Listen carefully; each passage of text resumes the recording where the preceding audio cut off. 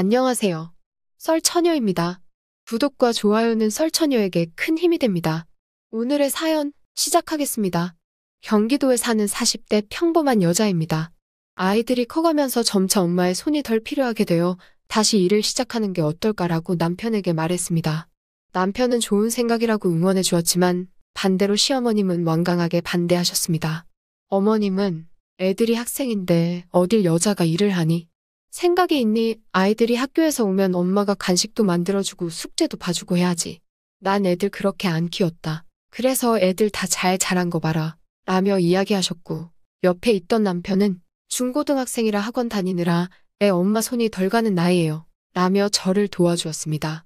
어머님은 여자가 벌어봤자 얼마나 버니, 그리고 오히려 땀만 먹고 자꾸 기어오르지. 라며 말씀하셨고, 남편은 별 걱정을 다 해요. 그럼 밖에서 일하는 저는 맨날 땀 맘먹게요. 그리고 요즘 엄마 세대랑은 달라요? 워킹맘도 많고 다들 일하면서 살아요. 답했습니다. 남편의 응원에 저는 새로운 일을 시작하게 되었고 주부로 살다가 일을 하니 너무 재미있었습니다. 처음으로 월급 타는 날 시부모님네 식사 대접을 하였고 제가 번 돈으로 계산을 하니 재미가 쏠쏠했습니다. 언제나 따뜻하신 아버님은 아이고 우리 며느리가 사준 고기를 먹으니까 진짜 꿀맛이더라. 잘 먹었다. 힘들게 일해서 번 돈으로 우리한테까지 한 통 내고 멋있다 우리 며느리? 라며 저를 더욱 으쓱하게 만들었습니다. 반면 누구보다 말없이 우걱우걱 드시던 어머님은 꿀맛은 무슨 꿀맛, 맛대가리 없더만. 그리고 돈을 벌었으면 저축하고 애들이랑 남편에게 더욱 효율적으로 쓸 생각해야지. 한턱 낸다고 큰 소리는 아주? 너 멋대로 돈 쓰지 말고 남편 가져다 줘서 살림에 모두 보태라. 라며 말씀하셨습니다. 네, 어머님 저 혼자 안 써요. 가게에 도움되게 쓸 거예요. 이번에는 첫 월급 타서 대접하고 싶었어요. 라고 대답했습니다. 어느새 일한 지 6개월이 지났고 점차 일에 적응할 때쯤 회사에서 워크숍이 잡혔습니다. 1박 2일로 강원도에 있는 산을 간단히 등산하고 식사하는 스케줄이었습니다. 아이들을 키우면서 산에 갈 일은 없어 남편과 등산복을 사러 외출하였습니다. 결혼하고 혼자 떠나는 여행이 처음인지라 괜히 설레었고 남편은 그렇게 좋아하면서 신발과 함께 옷을 선물해 주었습니다. 워크숍 날이 다가오자 소풍 가는 아이처럼 신이 났습니다. 남편은 잘 다녀오라고 모이기로 한 장소까지 데려다 주었고 버스를 타고 동료들과 강원도로 이동했습니다. 단풍이 든 산이라 너무 아름다웠지만 체력이 예전 같지 않아 동료들보다는 많이 뒤떨어졌습니다. 자신의 페이스에 맞춰 올라가자 해서 먼저들 가시라고 인사했습니다. 너무 지쳐 바위에 잠시 앉아서 쉬는데 앞쪽 바위에 웬 노부부가 손을 다정히 잡으며 땀을 닦아주고 있었습니다.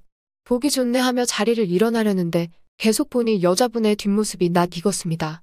내가 힘들긴 힘든가 보다. 강원도 산에 어머님이 왜 있어? 아버님은 무릎 수술을 하셔서 등산도 못하시지 참. 하며 혼자 생각하고 자리를 일어나는데 여자분의 옆모습을 보는 순간 저는 너무 놀라 보온병을 바닥에 떨어뜨렸습니다.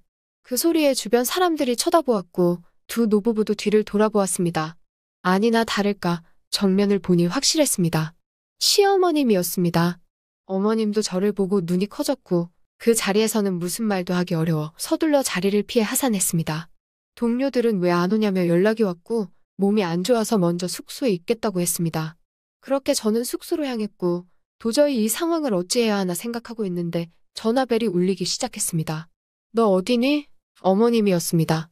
회사 워크숍 왔어요. 라고 말했고 아까 다 봤지? 너 설마 벌써 다 이야기했니? 라며 말씀하셨습니다. 어머님의 물음에 오히려 당황했고 뭘 이야기해요? 라고 대답했습니다. 아니 그래서 너 말할 거냐고? 니네 시아버지한테? 라며 오히려 화를 내며 적반하장하였습니다. 정리하실 시간 일주일 드릴게요. 정신 차리세요. 그 후에는 저도 어찌할지 모르겠네요. 라고 말하고 전화를 끊었습니다. 계속해서 전화가 왔지만 받지 않았습니다. 그렇게 시간이 지났습니다. 어머님과 통화한 지 일주일이 되던 날 남편에게 먼저 이야기를 해야 하나 아버님께 먼저 이야기해야 하나 혼자 생각하고 있을 때 띵동하고 벨이 울렸습니다. 화면을 보니 어머님이었습니다. 집에 누구 있니? 라며 들어오셨고 혼자 있다고 말하니 너 그래서 말할 거니? 생각해봐라. 내가 무슨 낙으로 사니? 라며 이야기하셨습니다. 그건 아니죠. 부부간에 예의라는 게 있는데 바람 피는 게 낙은 아니잖아요. 대답했습니다. 어디 어머니가 이야기하는데 말대꾸를 해? 넌 뭐가 그렇게 당당하니? 라며 오히려 화를 내셨습니다. 그래서 아무한테도 말하지 말고 조용히 해달라는 거예요? 라고 하니 내가 알아서 할 테니까 너는 함부로 입납을 대고 다니지 말라는 거야, 알았지? 나는 너만 믿고 간다. 라며 가셨습니다.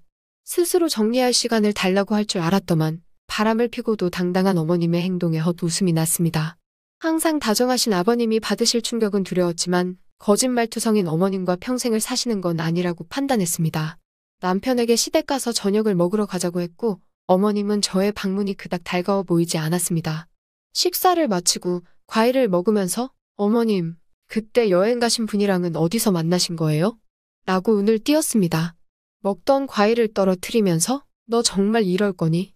라며 말했고 아버님은 무슨 말이야?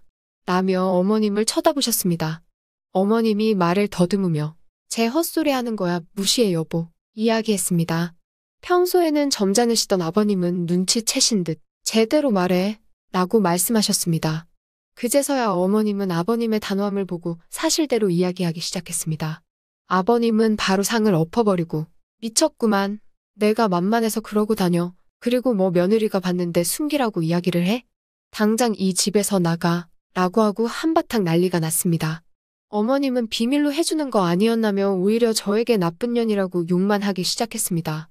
어머님, 세상에 비밀은 없어요. 그리고 아버님도 아실 건 아셔야죠. 이야기하니 제 뺨을 때리셨고 저는 어머님 정신 차리시라고 시원한 물 한 잔을 부어버렸습니다.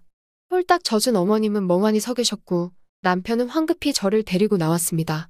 남편은 이렇게까지 해야 하냐고 말했지만 속은 후련했습니다. 선택은 아버님의 몫이니 저는 할 일을 다 했다고 생각했습니다. 결론적으로 아버님은 배신감에 이혼을 하셨고 어머님은 집은커녕 위자료로 3천만 원만 챙겨 내쫓겼습니다. 죄송하다고 말씀드렸지만 오히려 고맙다고 이야기해 주셨습니다. 적적하신 아버님을 위해 우리는 아버님 댁으로 들어갔습니다. 저녁마다 북적이는 집안을 보시곤 흐뭇해하시는 아버님을 보니 우리까지 행복했습니다. 오늘의 사연은 여기까지입니다. 긴 사연 끝까지 들어주셔서 감사합니다. 구독과 좋아요는 설처녀에게 큰 힘이 됩니다.